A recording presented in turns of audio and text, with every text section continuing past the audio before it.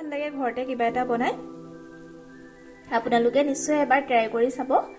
আৰু বনাই খাই কেনেকুৱা পায় কমেন্ট বক্সত কমেন্ট কৰি জনাব এভৰিৱান মই খুৰমা কেইটামান বনাবলৈ লৈছো খুৰমা বনাবৰ কাৰণে মই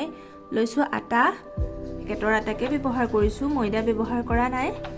কাৰণ ময়দাটো স্বাস্থ্যৰ কাৰণে ইমান ভালো নহয় যে সেইকাৰণে মই ময়দা লোৱা নাছিলো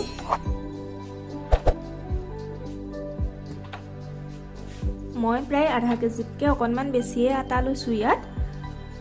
ইয়াতে মই এতিয়া ৰিফাইন দিম ৰিফাইন মই আন্দাজ মতে দিছো আপোনালোকে জোখ মতে দিব পাৰিব কাপ এটাৰ 3/4 এভাগ মান দিলে হৈ যাব ঘিউ দি দিছো এতিয়া ভালদৰে মিলাই লওঁ এটা গোটেইখিনি বস্তু ভালদৰে মিলাই লওঁ আপোনালোকে ইচ্ছা কৰিলে অকল ঘিউৰেও বনাব পাৰে মই ইয়াত ৰিফাইন ব্যৱহাৰ কৰিছো কাৰণ ঘিউ ইমান বেছিকে খোৱা নহয় যে ঘৰত সেইকাৰণে এয়া এনেদৰে মিলাই লোৱাৰ পিছত হাতেৰে মুঠি মাৰি চাব মুঠিটো বান্ধিলে ধুনীয়াকৈ হৈ গৈছে ইয়াতে মই এতিয়া পানী দিম অলপ অলপকৈ কম পৰিমাণে পানী দি থাকিম এতিয়া মই কম কমকৈ পানী দি এনেকৈ আটাখিনি ডো এটা বনাই লৈছো এয়া মোৰ ডোটো ৰেডি হৈ গ'ল এতিয়া মই প্ৰায় 10 মিনিট মান সেট হ'বলৈ দিম এনেদৰে প্লেট এখনেৰে ঢাকি দিছো 10 মিনিট মান সময় ৰেষ্ট কৰিলে হৈ যাব ডোটো সেট হয় মানে মই কেৰাহী এখন গেছত পাতি ললো আৰু ইয়াৰ ৰিফাইন তেল গৰম হ'বলৈ দিছো ৰিফাইন তেলখিনি অলপ সৰহকৈ দিব মিনিট হৈ গৈছে এতিয়া এয়া ধৰিব পাৰিছেনে আটাৰ ডোটো ধুনীয়াকৈ সেট হৈ গ'ল এতিয়া ইয়াৰে লাৰু বনাই মই ধুনীয়াকৈ কাটি লম আটাৰ ডোটো এনেদৰে 4 ভাগত ভগাই লৈছো গুটিখন বেলি ল'ব মই এতিয়া মই ছুৰী এখনেৰে কাটি লম আপোনালোকৰ যেনেকৈ ইচ্ছা তেনেকৈ কাটি ল'ব পাৰে মই স্কোয়াৰ সাইজতে কাটি লৈছো এটা হাতেৰে কাটিবলৈ দিগদাৰ হৈছে যে মই পটাপটকে কাটি লওঁ তাৰ পিছত আকৌ আপোনালোকক দেখুৱাই আছো এনেদৰে স্কোয়াৰ শেপত কাটি লৈছো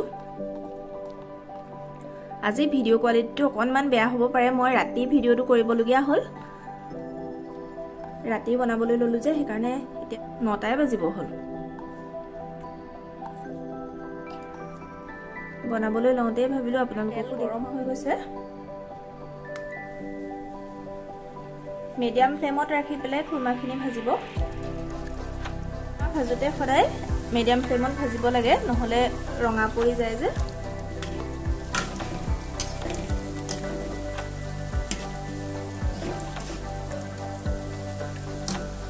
আপোনালোক হয়তো বহুতে জানে প্ৰসেসটো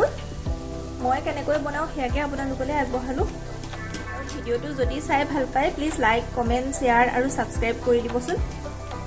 তেতিয়া মোৰ ভিডিওৰ নটিফিকেশনসমূহ পাই থাকিব আপোনালোকে এনেদৰে এতিয়া মিডিয়াম ফ্লেমত মই খুৰমাখিনি ভাজি লম এইফালে আমাৰ খুৰমা গোল্ডেন ব্ৰাউন হ'বলৈ আৰম্ভ কৰিছে মই এতিয়া তেলৰ পৰা উঠাই দিম চেনি পানীখিনি কৰিবলৈ লৈছো এয়া চাহ খোৱাৰ কাপেৰে প্ৰায় 2 কাপ চেনি দি দিলো মই এতিয়া ইয়াত চেনিখিনি ধুনীয়াকৈ মেল্ট হ'বলৈ দিম গেছটো বঢ়াই দিছো গেছৰ ফ্লেম বঢ়াই পেলাই মই এতিয়া চেনি পানীখিনি বনাই লম ইয়াতে মই ইলাচি কেটাও দি দিছো ইলাচি কেটা দিলে গোন্ধটো বৰ ধুনীয়া আহে ই মেল্ট হ'বলৈ আৰম্ভ কৰিছে আৰু অলপ ডাঠ হ'ব লাগিব এনেদৰে ডাঠ হৈ আহিছে চেনিৰ পানীখিনি মই এতিয়া ইয়াতে যিখিনি খুৰমা বনাই থৈছিলো সেইখিনি দি দিম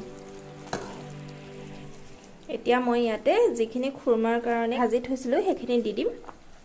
চেনি পানীখিনি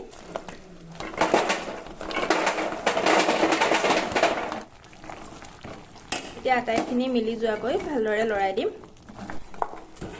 এতিয়া এনেদৰে চেনি পানীখিনিৰ লগত লাগি যোৱাকৈ ভালদৰে লৰাই দিলে আমাৰ খুৰমা ৰেডি অতি সহজতে আমি খুৰমাখিনি ৰেডি কৰি পেলালো এনেদৰে বনাই খাবলৈও খুব ধুনীয়া হয় আৰু আলহীক খুৱাইও ভাল লাগে ঘৰতে কিবা এটা বনাই